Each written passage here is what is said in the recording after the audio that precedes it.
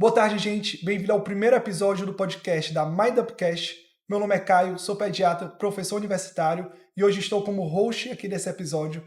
E como convidada temos a doutora Roberta Sleiman, pediatra, médica formada pela Unifor, pediatra formada pelo Hospital Geral Dr. Valdomar de Alcântara. E falaremos hoje um pouco sobre introdução alimentar, obesidade infantil, mitos e verdades sobre alimentações na infância. E queria agradecer à doutora Roberta por ter aceitado o convite.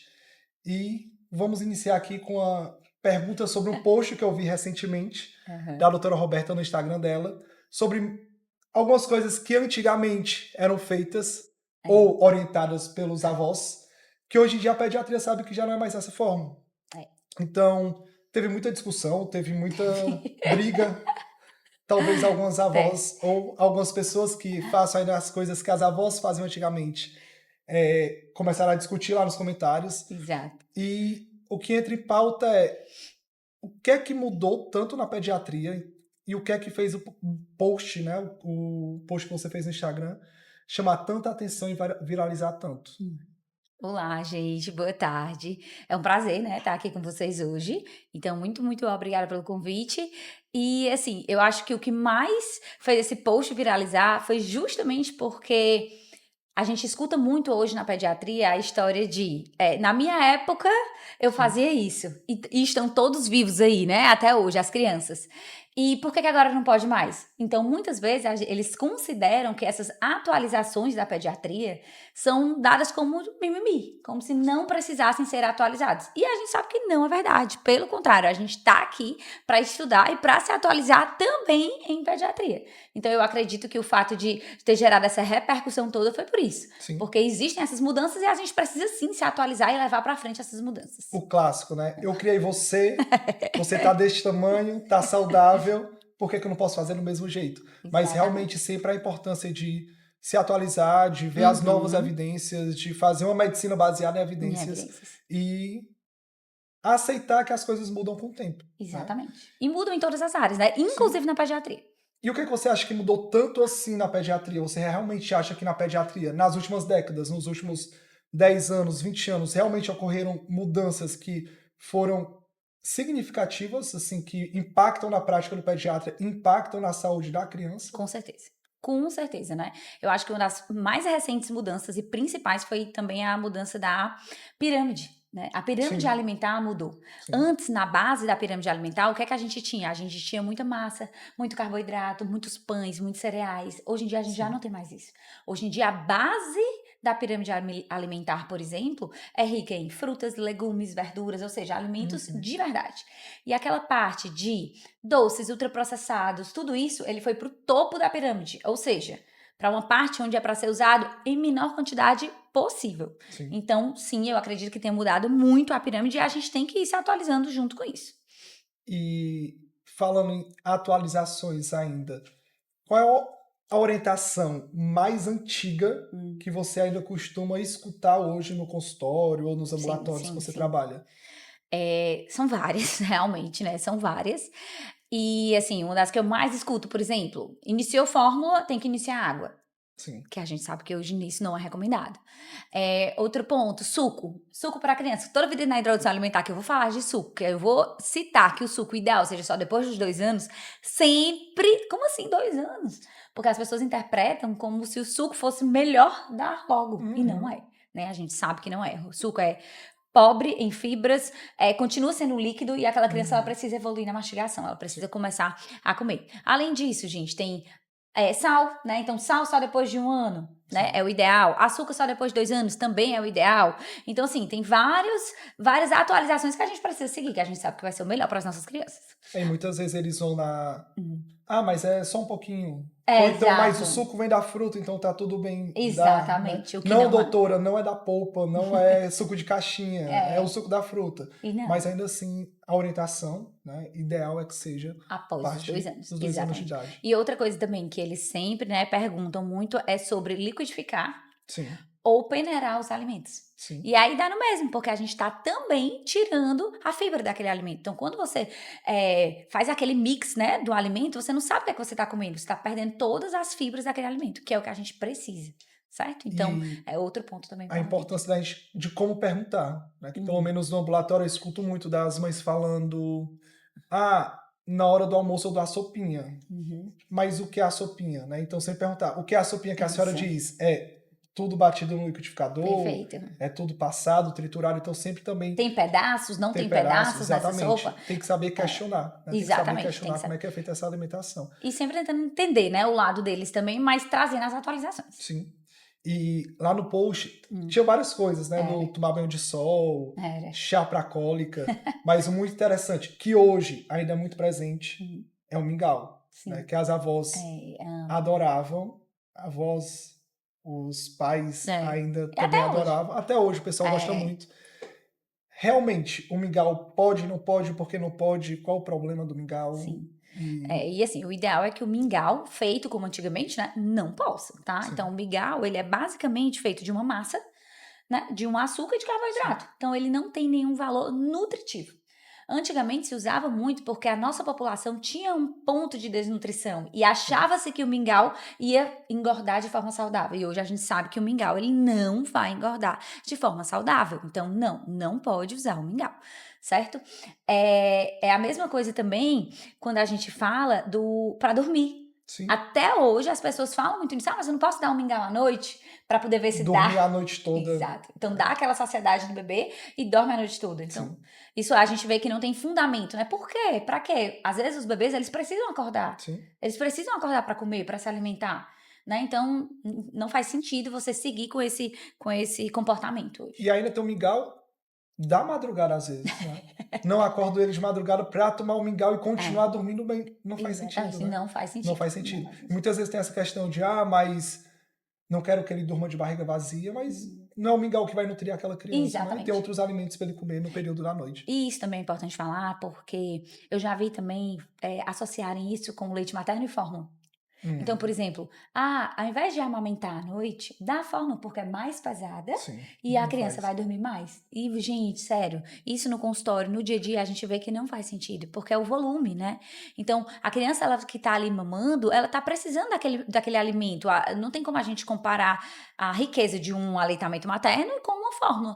Então, muitas vezes ainda existe essa cultura de fórmula para dormir, ou mingau para Uhum. dormir. E isso realmente não faz sentido. E falando do leite materno, é muito interessante da mudança do leite materno durante o dia, né? Total. Durante o dia que eu falo, enquanto tem sol, o leite Uhum. materno costuma ter menos gordura Uhum. do que durante a noite. E a gordura da noite realmente vai dar saciedade para a criança dormir mais tempo, né? Então, Exatamente. é, Não faz é muito sentido. interessante. Não, continua sem fazer sentido mudar ou Mudar. dar um mingau ou então outra fórmula. Exatamente. E outra coisa do post foi o mel, Foi.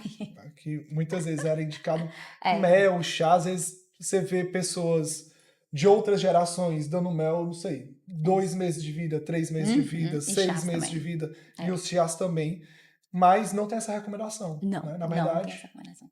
Na verdade, a gente não deve dar mel isso. antes de um ano obrigatoriamente. Não pode, né? Por conta do risco de ele ter ali os Sim, esporos de uma bactéria, né? E essa bactéria produzir toxinas e essas toxinas, né? Serem realmente agressoras para o bebê e o bebê não conseguir combater. Então, por isso não pode. O ideal é que só dê mel a partir de 2 anos, porque o mel também vem com açúcar. sim. Então, antes de um ano é por conta dessa história da bactéria e após um ano é por conta da história do açúcar. Mas, de fato, assim, Ministério da Saúde, Sociedade Brasileira de Pediatria, Anvisa, todas elas são unânimes em dizer mel é proibido antes de um ano.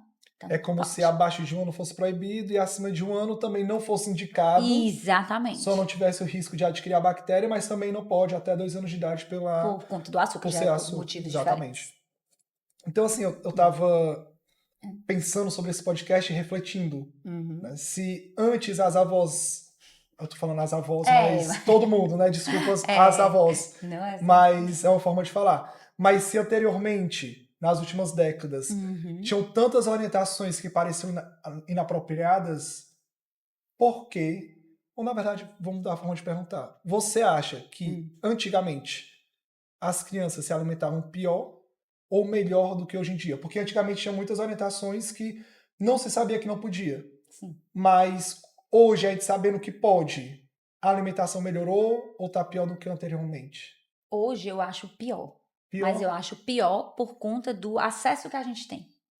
Então, por Entendi. exemplo, hoje a gente tem muito acesso aos ultraprocessados. Uhum. Muito acesso aos ultraprocessados. E aí, com esse acesso, você é muito rápido, né? Então, assim, um ultraprocessado, o que que é, né? Um Uhum. ultraprocessado, então, ele é um alimento industrializado que ele é rico de conservantes, aromatizantes, açúcares refinados. Enfim, ele não tem um valor nutritivo bacana, bom, Sim. mas ele é prático. Ele é fácil, todo mundo consegue ter na bolsa ou na estante. Além Uhum. do que, ele tem um alto prazo de validade. Então Sim, você tem isso também. compra ele fica ali vários meses e não perde a validade. Então ele é de fácil acesso. Porém, ele é muito calórico. Ele não é saudável.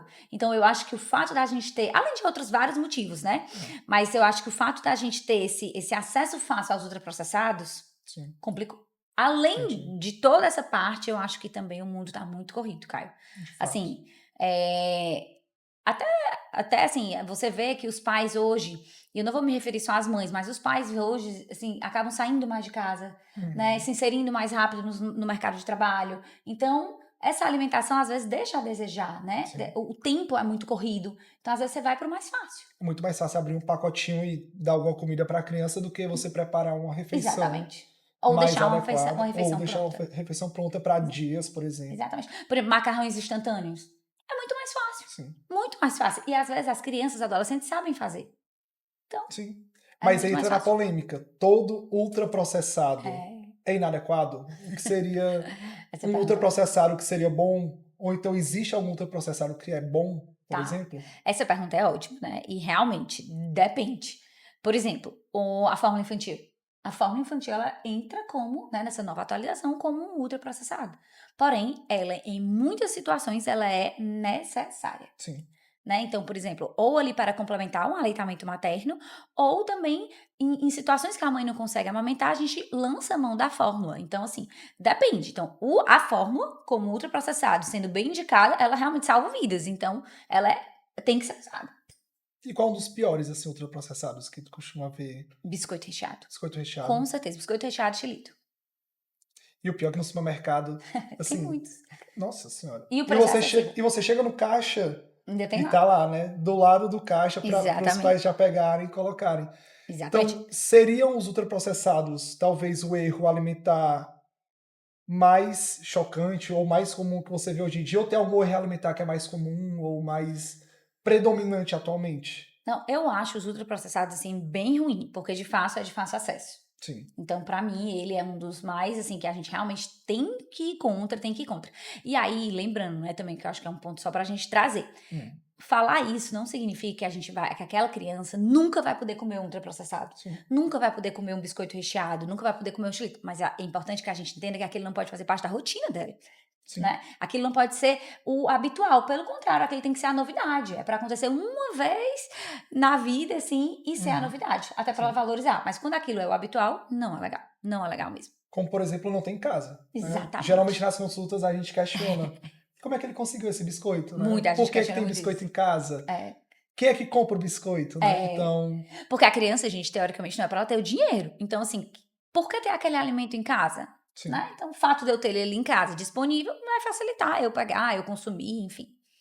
Então, E falando sobre o início da introdução alimentar, uhum, que a gente já falou de alimentos que não podem, isso. mitos que anteriormente eram normais e hoje em dia a gente já sabe que não se deve comer alguns alimentos ou outros, mas sobre o início da introdução alimentar, quando é que deve iniciar, quando é Uhum, que a gente sabe se o bebê está pronto ou não para perfeito. começar a comer, para orientar os pais, as mães, de como poder iniciar e quando pode iniciar e quando perceber que sua criança realmente pode começar a comer. Pronto.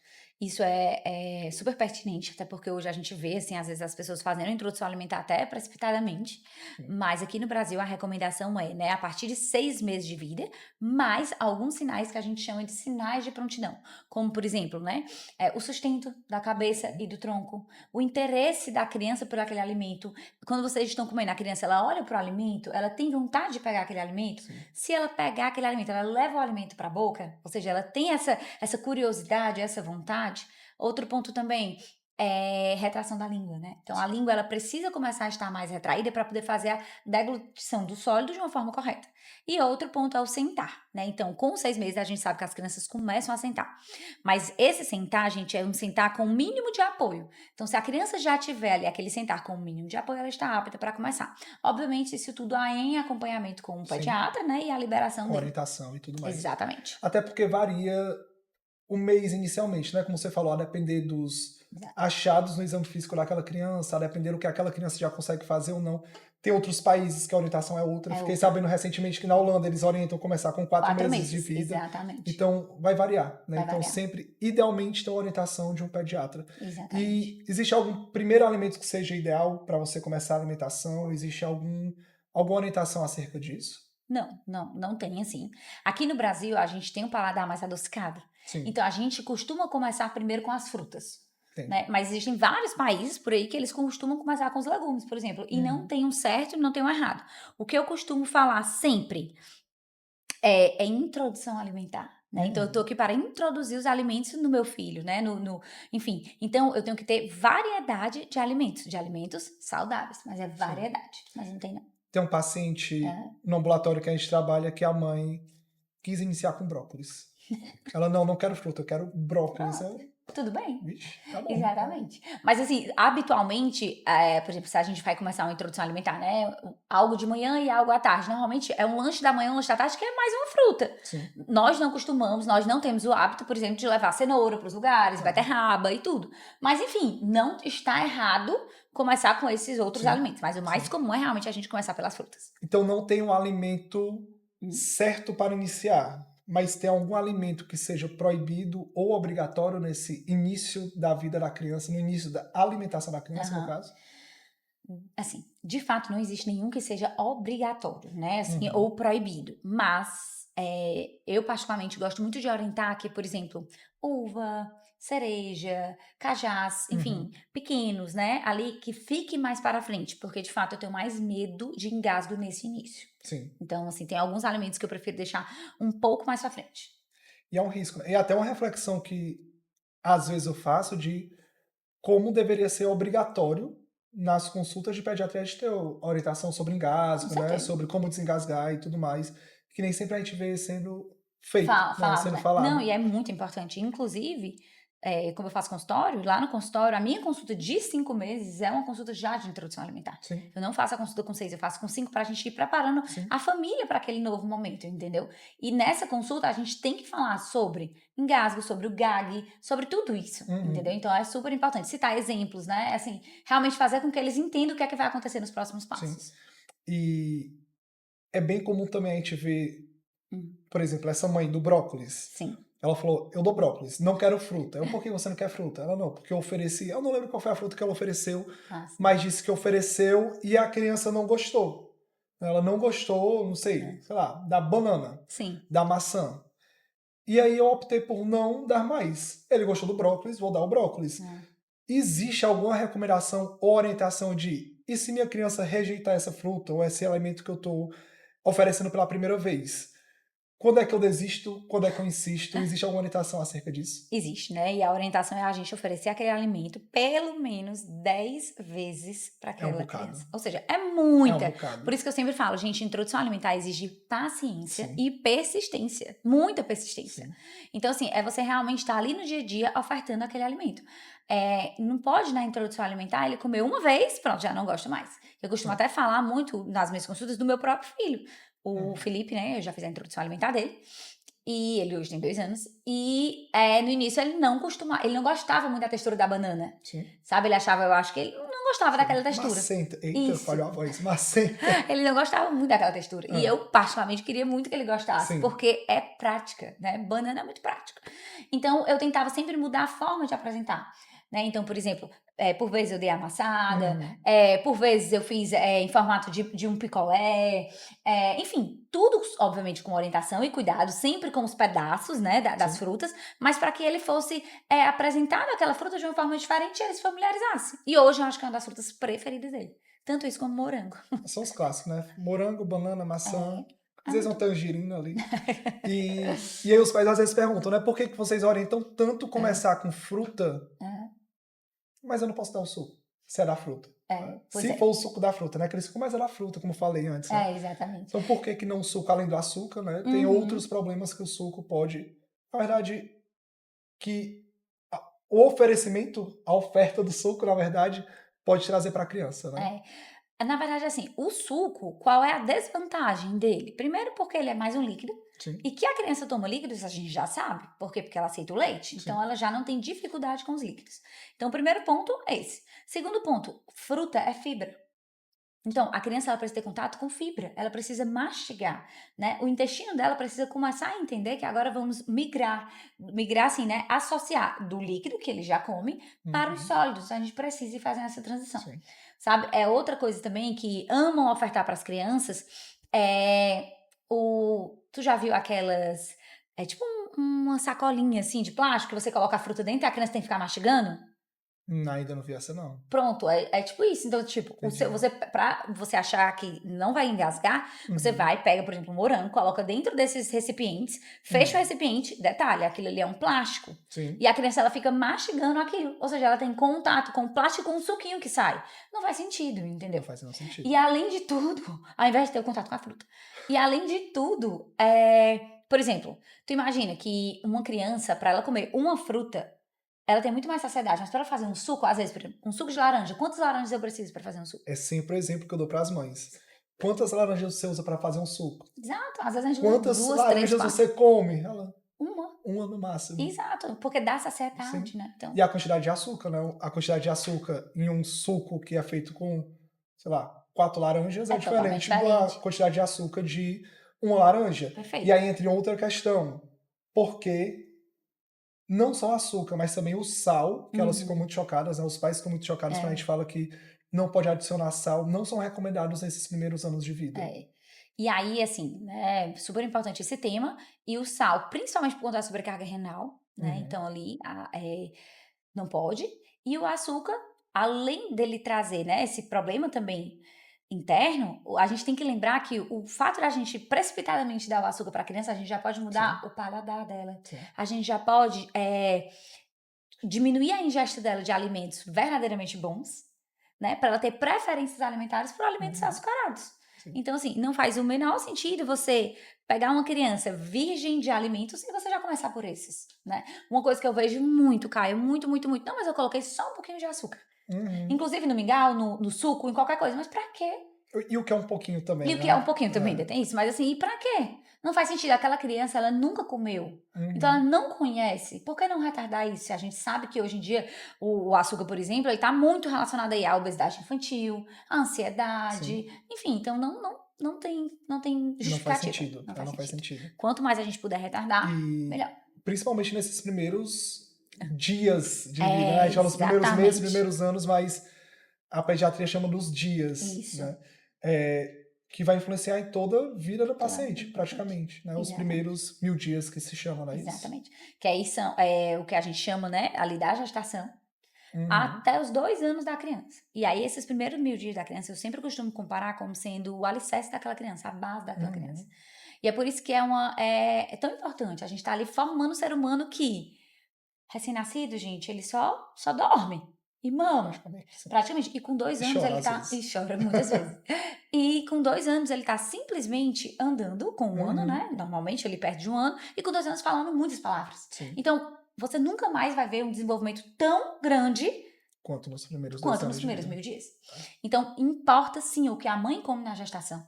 Importa Uhum, demais. Como importa também o que você vai ofertar para o seu filho nesses primeiros 1000 dias. sim, Hábitos a gente constrói ao longo do tempo, né? Todos os dias a gente está ali construindo os novos hábitos. Então, por que não aproveitar a introdução alimentar, que seu filho é virgem de alimentos, e uhum, fazer de forma correta? sim, Né, de forma legal, leve, porque isso com certeza vai impactar na fase adulta dele. Se ele já for uma criança que tem hábitos desde os 2 anos, ou antes disso, né, na introdução, saudáveis, vai ser muito mais difícil ele ser um sim, adulto disfuncional nesse sentido, né, sim. de comer não saudável.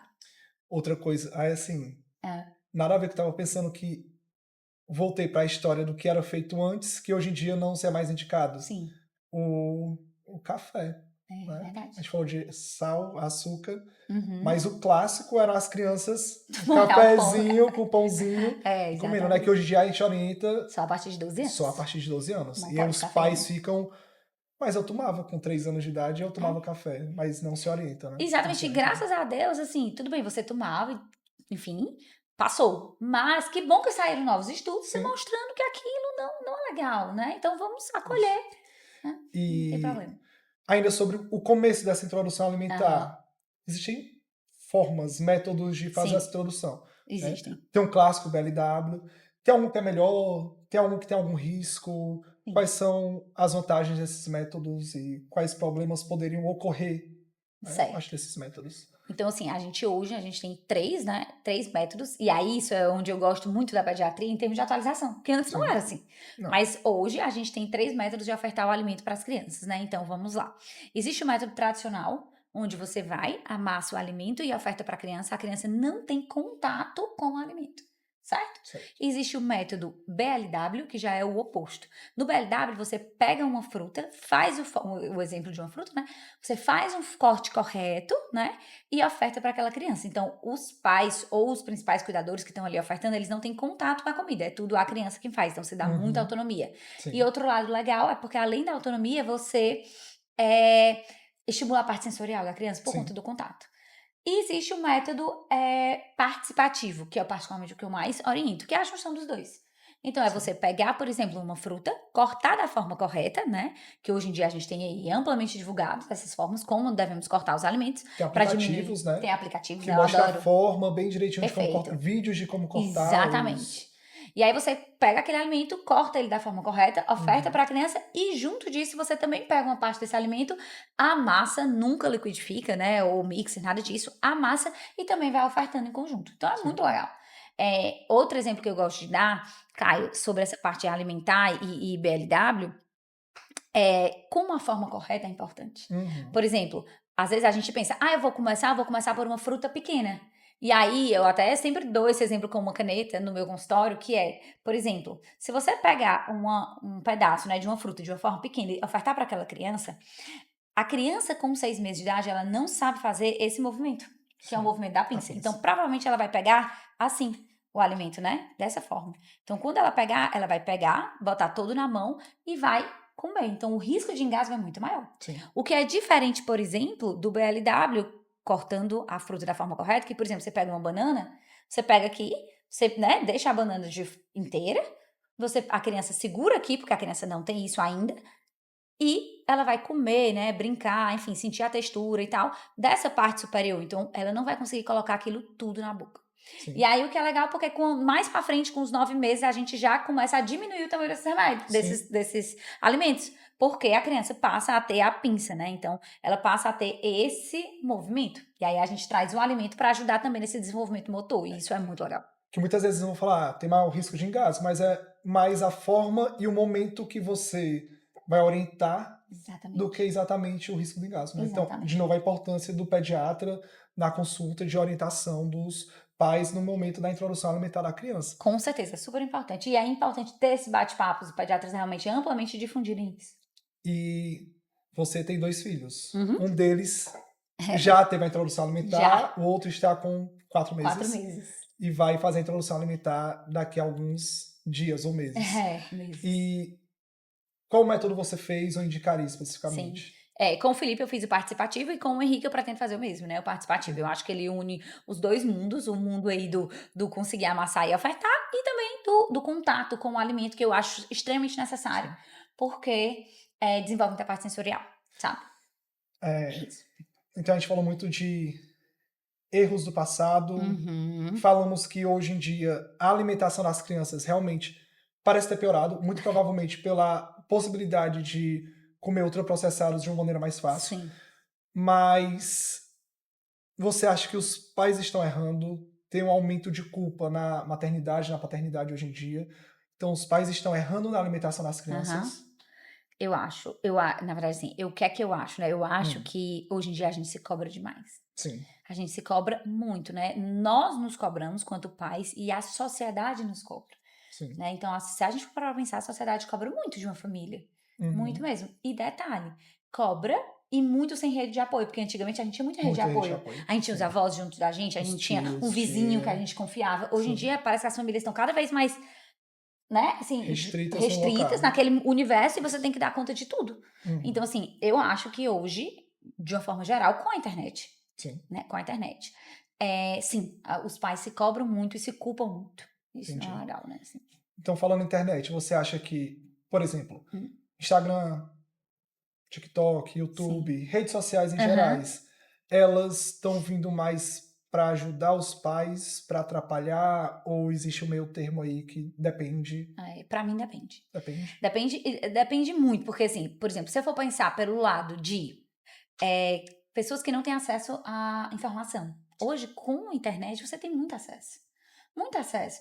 Basta a gente pensar, quando a gente era criança, assim, a gente não tinha acesso à Não internet. tinha. Era tipo Zero. dia de domingo que a gente, né, ligava ali o É, computador, internet de escada, era o uma coisa... cabo Era. lá, ninguém podia ligar na hora. Exatamente. Então, hoje em dia, se você quiser se familiarizar com o tema e estudar um tema, cara, você consegue, porque você tem a internet facilmente ali. Sim. Porém, ao mesmo tempo, a internet, o Instagram, o TikTok, tudo isso, ele também traz muita comparação.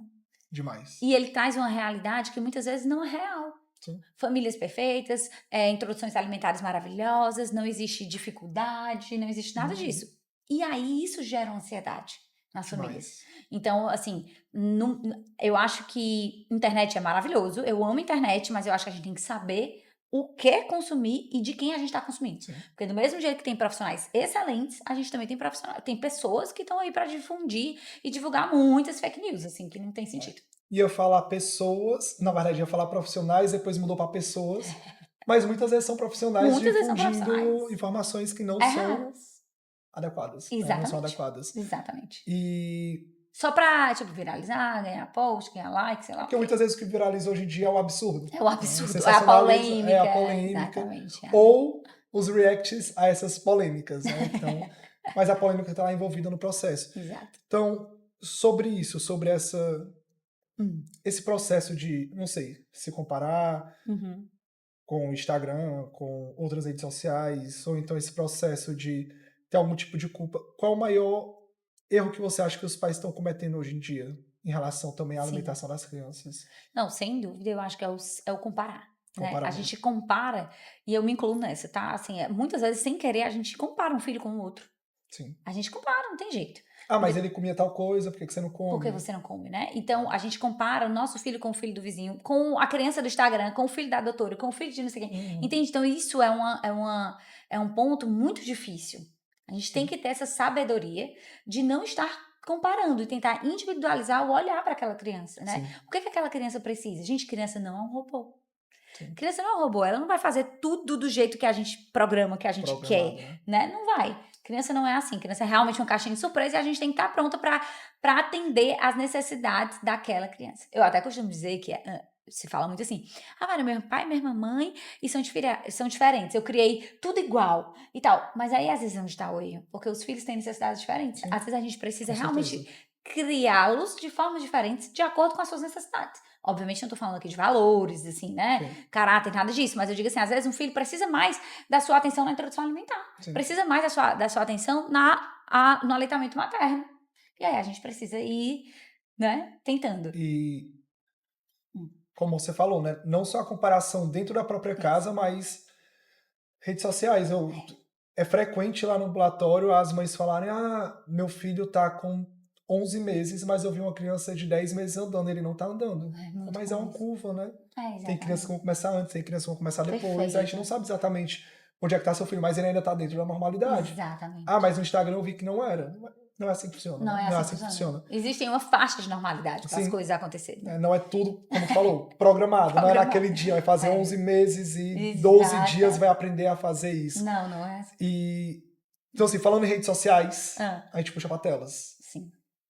Hoje em dia, é bem comum. Né? Principalmente restaurantes, a gente vê muito. Até porque a gente não sabe como é dentro de casa, né? Mas a gente imagina como seja. Mas são crianças comendo na frente da tela. Muito. E aí? E aí que pra mim isso é assim, um ponto que a gente não deveria, assim, estimular, abrir. sabe? Eu acho que isso é algo que a gente precisa ser mais rigoroso. Quando uma criança está na frente da tela, ela perde tudo que está acontecendo ao redor dela. Sim. Ela perde a referência do quanto ela está comendo. Ela perde a referência do que ela está comendo. Ela perde um momento familiar, Sim. uma conversa, um contar o dia na escola com os pais, sabe? Uhum. Então, assim, para mim, esse ponto das telas é algo que realmente, assim, eu desejo não fazer isso e eu sempre incentivo isso para os meus pacientes. Eu lembro muito da minha casa, né, na casa dos meus pais, onde minha mãe nunca deixou a televisão nem ligada. Então, assim, na hora que a gente sentava na mesa, a televisão já era desligada. E era muito maravilhoso, porque você tinha ali um momento de... Primeiro que a gente rezava nesse momento e depois a gente tinha um momento de conversa. Sim. Então, às vezes, é aquele momento do dia que você para escutar o seu filho, né? Para orientar o seu filho. E sem contar que criança é exemplo. Então, criança é exemplo. Se eu tô comendo na mesa, sentada e tudo, comendo aqueles alimentos que estão oferecidos ali, ofertados, a criança ela aprende. Minha Sim. mãe come, meu pai come, então eu vou comer também. Como você falou, quando eu era criança, minha mãe tinha um momento da refeição, né? Todo Pronto. mundo ia à mesa comer. Exatamente. E hoje você faz isso com os Com filhos. certeza eu faço isso com os Então é meus muito que filhos.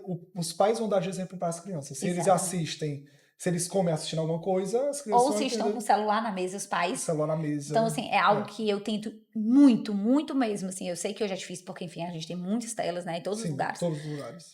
Mas, assim, é algo que eu tento muito, não só fazer na minha casa, mas também conscientizar todos os meus pacientes. E o exemplo para tudo, né? Para leitura, para atividade física, etc. Tudo. E para tudo. Pra tudo. E aí muitas vezes os pais chegam e falam: mas ele só come Se for. se ele estiver na tela. É. Vale a pena obrigar a criança a comer ou então fazer estratégias de, não sei, se você comer, você ganha tal coisa. Uhum. Você vai comer mais, você vai pra tela, mas vai comer. Vale a pena obrigar a criança a comer de alguma forma? Na introdução alimentar, com certeza não. Assim, eu acho que a introdução alimentar, a gente tem aí de 6 meses, ele ali mais ou menos até 1 ano pra gente fazer isso de uma forma calma, tranquila, paciente, com leveza. Depois aí, quando as crianças já têm um certo entendimento, eu acho que vale a pena conversar. Não é obrigar, mas é conversar, é explicar o porquê que você tem que comer aquele alimento, Uhum. entende? E jamais, assim, eu falo isso, gente, pra mim também, tá? E jamais tentar fazer substituições erradas.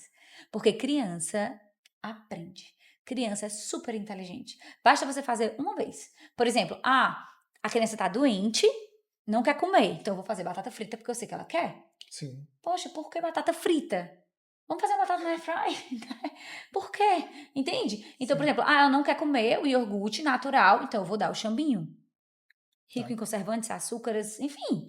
Por quê? Sim. Sabe? Então, assim, eu acho que tem certas trocas que não é pra ser feita. Entendi. E ainda digo mais um ponto também, que eu acho muito, muito assim, trago da minha realidade. Meu filho tá na escola, né? Uhum. E aí, na escola, ele chega já muito cansado da escola. Às vezes dormindo, e a gente chega ali naquele horário de mais ou menos 11h30. Então, teoricamente, ele pode chegar, almoçar e dormir. E aí, às vezes, ele chega tão cansado, Caio, que eu pego e falo assim, ai meu Deus, eu vou fazer só um leite pra ele dormir. E detalhe, ele não toma mais leite assim. Sim. O leite dele só é nos horários antes de dormir. Ou seja, já conquistei muito pra eu retroceder agora, mas isso aconteceu dentro da minha casa e tá tudo bem. E aí, eu acho que isso aconteceu, digamos assim, por umas 2, 3 vezes. Um belo dia, o Felipe olhou pra mim e disse, olhou pra mim, eu disse, Felipe, vamos almoçar? Ele disse, não, eu quero lelê. Parecendo um adulto. Parecendo um adulto, e tipo, tete a tete falando isso. Eu disse, não tem lelê hoje. Parece que minha ficha caiu, tipo assim, olha, meu Deus, eu permiti que isso acontecesse por 3 vezes. Eu substituí ali o alimento pelo leite. Sim. Pronto, ele já pegou pra si, como se aquilo fosse acontecer sempre.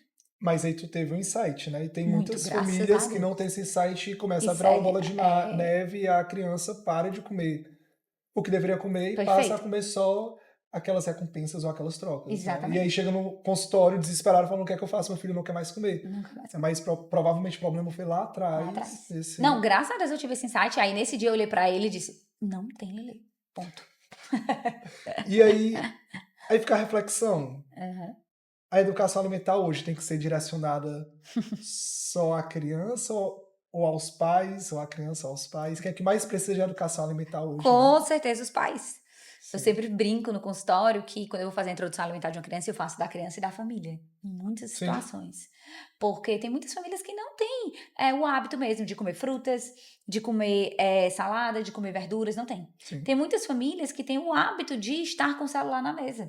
Então, assim, se meu pai não come, por que eu vou comer? Sim. Se meu pai tá com o celular na mesa, por que eu não posso ver tela? Meus pais, né? Por que eu não posso ver telas? Então, assim, com certeza, eu acho que a primeira coisa que precisa mudar são os pais, né? Os O cuidadores, os principais exemplo, cuidadores, né?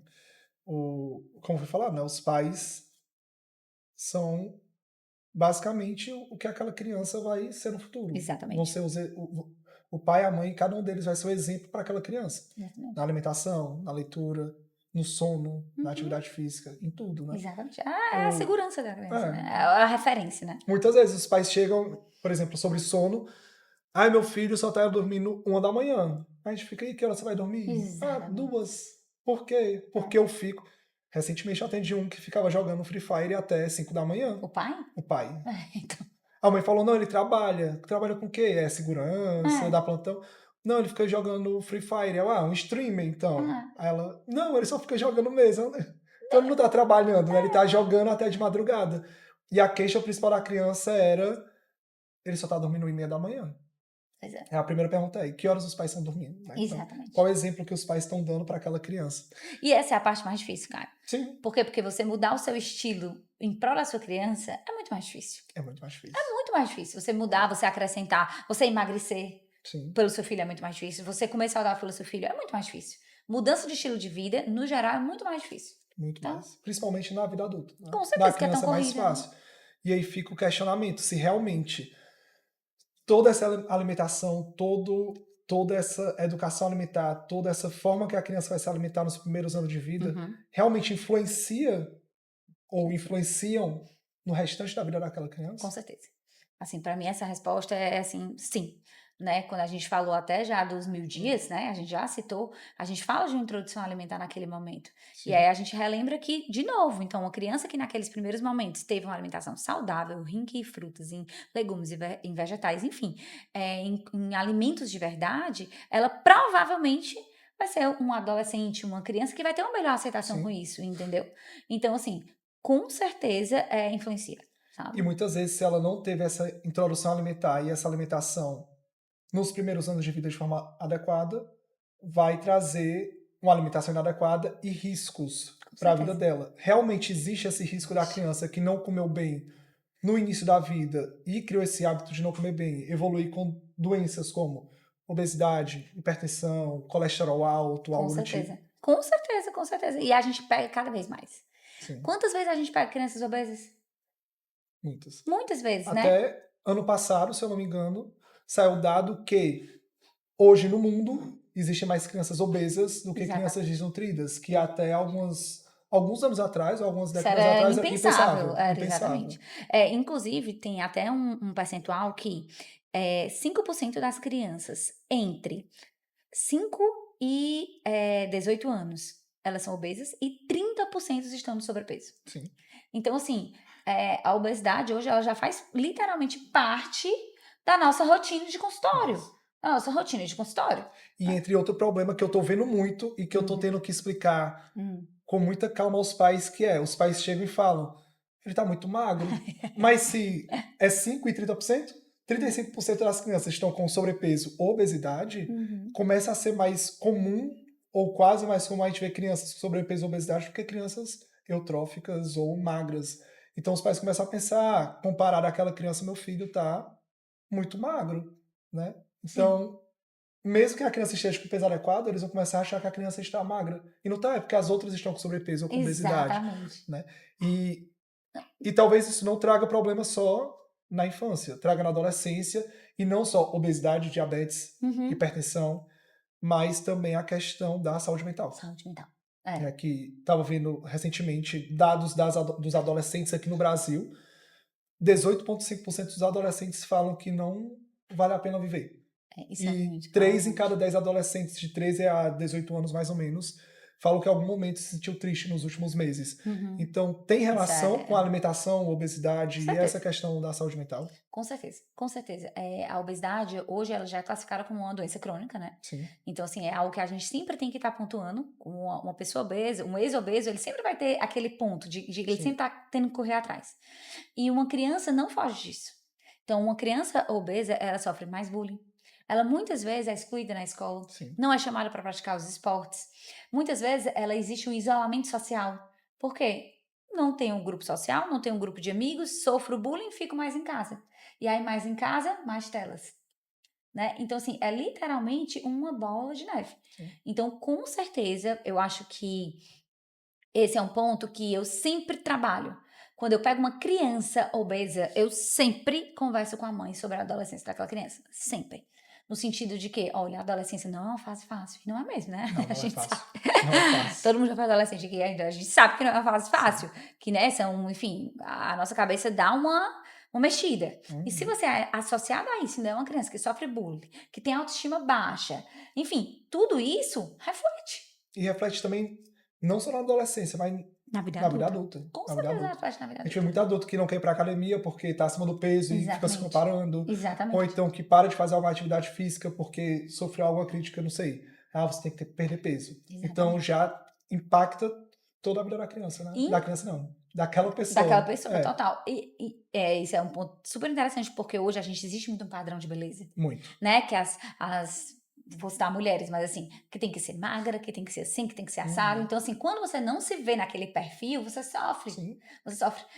Algo que eu sempre vejo, assim, eu fico, sério mesmo, eu na academia que eu frequento, sempre tem mulheres muito bonitas, magras e tudo, mas eu juro, quando eu vejo uma pessoa obesa lá, pra mim, eu acho tão mais interessante, eu valorizo tão mais ela, porque eu digo assim, poxa, você tá aqui no meio de pessoas que às vezes tem aquele perfil, né? Aquele isso. padrão, e você tá aqui no meio delas tentando, se esforçando, às vezes sendo julgada, às vezes pessoas olhando torto pra você, Sim, sabe? demais. Então, tipo, eu admiro muito mais quem tem essa força, essa coragem.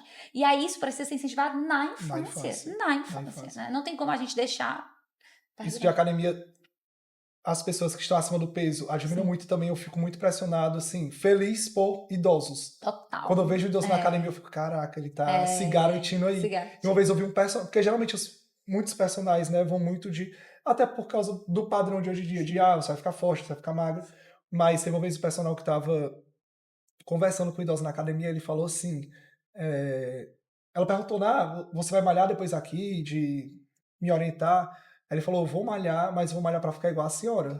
Pra na minha vida idosa, né, na terceira idade, eu conseguir fazer o que a senhora tá conseguindo fazer. Né? Então é muito interessante. Tanto as pessoas que estão tentando perder peso, porque também a gente tem que perder peso. Né? A obesidade, como você falou, é uma doença crônica. Então, também não pode normalizar a obesidade, porque realmente traz muitas consequências para aquela pessoa. Exatamente. Mas também tem que ficar feliz quando a pessoa busca melhorar. Com certeza. Né? E tem que ficar feliz, tem que incentivar e tem que orientar. Sim. Tem que orientar a mãe e o pai daquela criança. Eu costumo dizer até comigo mesmo.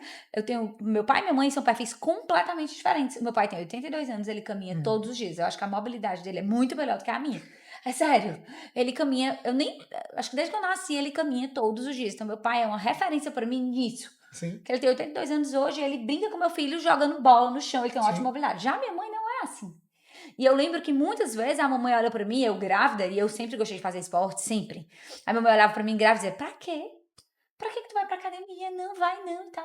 Fica descansando, né? Exato, fica descansando e tal. Então, assim, essa mentalidade precisa mudar. Demais. Né? Porque se a gente não mudar o pai e a mãe, imagina a criança. Ela não vai conseguir, ela precisa de apoio. Sim, entende? Então... Eu falo muito pra Marina, minha esposa, vamos pra academia, não só pela gente, mas pelo filho que a gente vai ter no futuro. Exatamente, tá certo. Que a gente tem que criar um hábito de fazer isso pensando já no filho. A gente não vai a história do exemplo. Exato. Falando em academia, a gente falou muito, né, da importância das pessoas com obesidade irem para academia, da importância dos pais darem exemplo, mas puxando para alimentação ou suplementação, muitos de nós tomamos whey. Sim. Né? E criança, pode tomar whey? É contraindicado? Precisa tomar whey? Como é em relação a isso? Pronto. Então, assim, a pergunta é exatamente essa. Criança precisa tomar whey? Entende? Então, assim, se uma criança ela tiver uma alimentação equilibrada, né, baseada em carboidratos, em legumes, em frutas, em proteínas, ela precisa tomar whey? Não. Então, assim, não necessariamente. Sem contar que quando você aumenta essas doses de proteínas de forma indiscriminada, a gente pode acabar sobrecarregando o rim, o fígado daquela criança, que muitas vezes não consegue mesmo digerir aqueles alimentos, né? Assim, então, a pergunta é, precisa? Provavelmente não. Se tiver uma alimentação saudável, é bem possível que não. Que não precisa. Até porque a quantidade de proteína indicada para criança, que não é fixa, varia com a faixa etária. Não é tão grande. Não Exatamente. é Então, tão facilmente ela consegue atingir as suas isso, metas proteicas numa alimentação muito habitual facilmente. Não precisaria do whey. do whey. A não ser que ela tenha uma alimentação inadequada. Não. Né? Aí o negócio Aí, é ajustar a alimentação para ter um aporte proteico adequado exatamente. e A não. primeira coisa, por exemplo, se a gente pegar uma criança que não atinge a meta, né, de proteína, a gente já vai pensar no whey? Não. Não. Vamos pensar em ajustar a alimentação Por dela. que não está atingindo a meta? O que Exatamente. está faltando na alimentação Pronto. dela? E aí tentar fazer esse ajuste. E tem um clássico combo: whey e creatina. Uhum. A mesma coisa. Whey aparentemente não precisa, Sim. né? Se a criança tiver uma alimentação saudável. E creatina, precisa. A mesma coisa também. Então, precisa. Sempre tem que se perguntar isso. Precisa, né? Então, pra quê? A creatina é algo que a gente já produz, Sim. entende? E ela fica ali, fica nos nossos músculos e é para dar energia para os nossos músculos, né? De uma forma mais rápida. Mas criança precisa disso? Criança que não tá pensando em ser atleta, né? Sim. Ou que não tá pensando em ganho de massa muscular, precisa? Provavelmente não. Sempre avaliar o contexto. Exatamente, sempre avaliar o contexto e sempre individualizar. Ah, tem casos que você prescreveria? Sim. Uhum. Sim, em crianças realmente, às vezes com desnutrição, que aí precisa, né, ali ou de um whey ou de uma creatina, ou crianças que são atletas, que realmente precisam atingir uma meta maior, né, de proteína por dia. Então, assim, literalmente você individualizar cada caso, não tem E como. ser atleta não é fazer ali o karatê 3 vezes na semana, é atleta Não, mesmo, né? a gente tá falando de atleta que já começa alto desde nível, cedo. né, que a gente chama de alto atleta de alto rendimento, nível, né, exatamente. de alto rendimento, alto nível. Então tem um combo whey creatina, Uhum. e a gente tá vendo hoje muito frequentemente nos adultos as canetas emagrecedoras. Sim.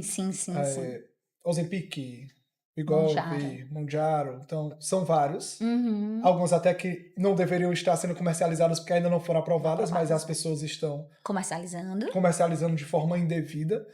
Mas essas que já foram aprovadas, Ozempic, Mounjaro, Wegovy, tem alguma indicação na pediatria? As crianças podem utilizar? Tá.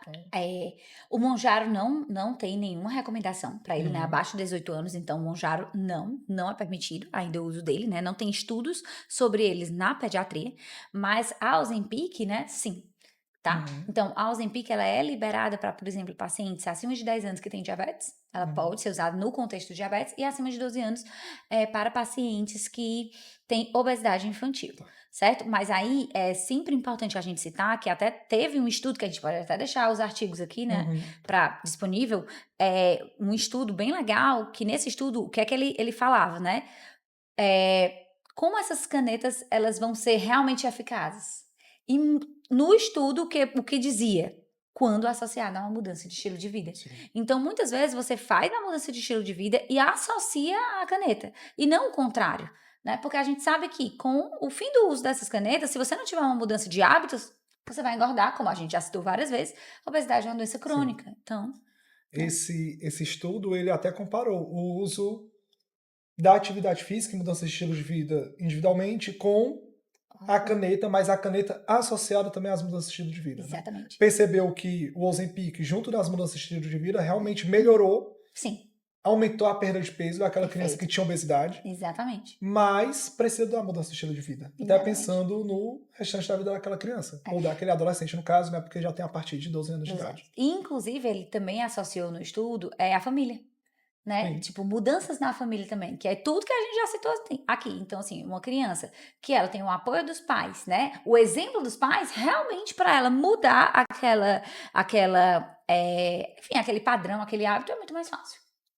Então, nesse contexto, você acha que existe o risco da gente acabar medicalizando um problema que poderia ser começar, na verdade, mudá-lo a partir da educação alimentar?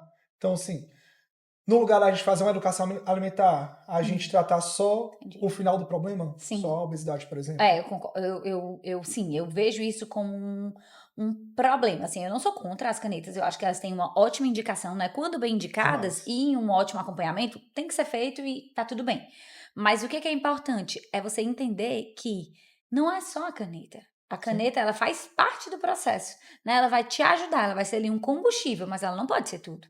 Porque, de fato, o meu receio é adolescentes, às vezes, né? Adolescentes e adultos também, às vezes a gente quer o caminho mais fácil. Demais. É muito mais fácil eu fazer uso da caneta do que eu mudar meu estilo de vida, é muito mais fácil. Demais. Então, assim, a gente só tem que ter esse cuidado, né? De não se confiar do tipo, não, mas qualquer coisa tem a caneta. Então, eu vou comer o que eu quiser, eu vou me alimentar da forma como eu quiser e qualquer coisa tem a caneta. Eu acho que não é por aí. Então, sim, isso pode ser um grande, né, assim, um receio. Não adianta gerar uma criança que, não sei, comia batata frita e nuggets no almoço, começar a tomar caneta, em vez de comer 5 nuggets, comer um nugget, Pronto. vai continuar comendo errado. Exatamente. E vai continuar sendo uma criança não saudável. Não saudável. Entendeu? Magra e não saudável. Ou então mesmo aquela criança que tá obesa, muitas vezes tá com deficiência de vitamina. Exatamente. Depende muito do que ela tá comendo. Não é porque ela tá obesa que ela tá rica em um monte de coisa. Exatamente. Ela pode estar com falta de vitamina B12, vitamina D e etc. Inclusive, Caio, eu acho que isso é uma coisa que também tu deve ver muito no consultório, né, nos teus atendimentos, que é a gente querer relacionar, por exemplo, suplementação com imunidade. Demais. Por exemplo, doutora, eu recebi recente mesmo. Doutora, essa criança tá gripando muito e eu queria que a senhora passasse vitamina C. Demais. Aí vamos aqui conversando. E aí, quando a gente foi conversando, a introdução alimentar não tava legal. Né? Então, a criança não tinha horários, a criança não tava comendo. Segundo, sono totalmente inadequado. Né? Então, a criança não tem rotina de sono, não tem rotina de nada. Vacinas não estavam feitas, em falta. Sim. Então, a suplementação individualizada, né, ali o ferro, vitamina D, que às vezes a gente precisa, às vezes não, né, a gente precisa passar, não estavam sendo feitas. Então, poxa, será que é mesmo a vitamina C? Não é. Aí vai para aquela história do caminho mais fácil. É mais fácil eu dar uma vitamina que provavelmente não vai mudar nada, ou eu mudar o que realmente precisa ser mudado. O que realmente precisa ser mudado, porque é muita coisa que eu preciso. Sono, atividade física e etc. E isso sim impacta na imunidade, né? Esse conjunto que a gente acabou de citar. Até recentemente não, já há tão tempo, eu vi um vídeo de uma pediatra que foi minha professora, e ela gravando o vídeo falando, eu vou falar pra você agora um suplemento para a imunidade. Aí eu fiquei, meu Deus do céu, não acredito que ela vai fazer um vídeo desse não. Ela foi comprada, não tá acreditando num negócio desse. Aí ela para o vídeo e depois fala, não existe especificamente. Melhorar o sono, melhorar a alimentação, fazer atividade física. Graças a Deus que ela falou uma coisa. Exato, é o coerente, né? Que é o mais difícil. Muito mais difícil. E que requer uma mudança da família, não só da criança. Completa. E agora, pra quase finalizar, certo. Vamos para um jogo rápido de mitos e verdades. Porque a gente começou com a história do mingau, do mel, do sal, do açúcar. Sim. Então, algumas perguntas que eu vou fazer, que você vai falar se é mito ou se é verdade. Tá bom, vamos lá. Primeira delas, um clássico, leite dá catarro? Mito. Mito, não dá. Não dá catarro. Que a gente escuta muito hoje em dia, né? Tira o leite, você tá encatarrado. Tira o leite, tira o glúten, tira um monte de coisa. Não. Segundo, açúcar deixa a criança hiperativa? Verdade. Principalmente sem excesso. Em excesso. Né? Em excesso. Sim. Terceira, suco natural pode substituir uma fruta? Mito. Não. Como a gente falou, né? Não. Principalmente ofertado depois dos 2 anos de idade. Exatamente. Outra. Eita, vamos comprar uma briga. Danoninho é saudável? Mito, gente. Não é saudável. Tá. Criança precisa tomar vitaminas? Sim, verdade, né? Principalmente de uma forma individualizada, pro que ela precisa. E algumas vitaminas, como a vitamina D, por exemplo... Tem que ser até os 18 anos. 7 dias de vida até 18 anos. Até 18 anos. E detalhe, né? Porque quando chega nos 18 anos, eu tomo vitamina D. Não, eu tava falando recentemente lá no ambulatório, que muito provavelmente no futuro... Quase todo mundo vai ter que tomar. Porque quase todo mundo lá no ambulatório tinha deficiência de vitamina D. Né? Outra, o whey ajuda no crescimento? Não, que ajuda... Mito, né? Mito, que ajuda no crescimento é uma alimentação saudável. Tá. BLW é melhor do que ofertar só a papinha? Verdade. Por quê? Porque estimula a parte sensorial da criança. Mas, como você falou, com toda aquela orientação. Com toda a orientação de cortes corretos. E, última, comer vendo desenho faz mal? Verdade. Muita verdade. Nenhuma tela. Nenhuma tela, 0 telas. Então, para finalizar, por completo, o podcast, qual o conselho que hoje você gostaria que todas as avós, como a gente começou com a história da avó, né, que eram os mitos que as avós falavam que antigamente das avós, poderiam ser feitos, desculpa as avós, poderiam ser feitos, e hoje em dia a gente já não orienta mais, mas qual o conselho que você gostaria que todas as avós escutassem? Não, mas quando a gente fala avós, todo mundo. De forma geral, né? De forma geral, cuidadores em geral. Mas assim, eu acho que o maior recado que a gente pode deixar é realmente para escutar, né? Primeiro escolher um pediatra, né? Escolher um pediatra que você confie e realmente escutar aquelas orientações que ele tem para dar. Porque, assim como as outras especialidades, a gente também tá aqui para estudar e para se atualizar e trazer coisas novas. Imagina se a gente tivesse com conceitos antigos ainda, né? Sim. Um ponto fundamental. Gente, a expectativa de vida das nossas crianças aumentou. Isso, Muito. com certeza, é por conta das atualizações que a gente vem tendo, né? Então, com certeza, se aquilo é recomendado, a gente procure seguir, né?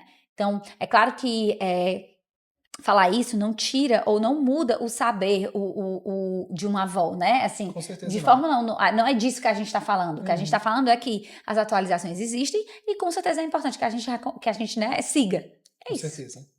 Então, obrigado, Roberta, por ter participado desse primeiro episódio do podcast. Por nada. Desculpa a todas as avós do Brasil, mas... E agradecer, né, todas as avós do Brasil por Com todos certeza. os cuidados, pelo amor de Exatamente. Deus. Todas Né? as orientações, todas as redes de apoio. Maria, eu não vivo sem as minhas duas... Meus filhos não vivem sem as duas avós. Ave Maria. Meus avós também. Então, muito obrigado, muito enriquecedor todas as informações passadas, né? Alguns mitos, algumas verdades que foram tiradas essas dúvidas acerca de muitas coisas que são ditas hoje nas redes sociais, muitas vezes também de forma inapropriada. Total. Então, muito obrigado por ter aceitado esse convite e ter participado do nosso primeiro podcast. Por nada, obrigada.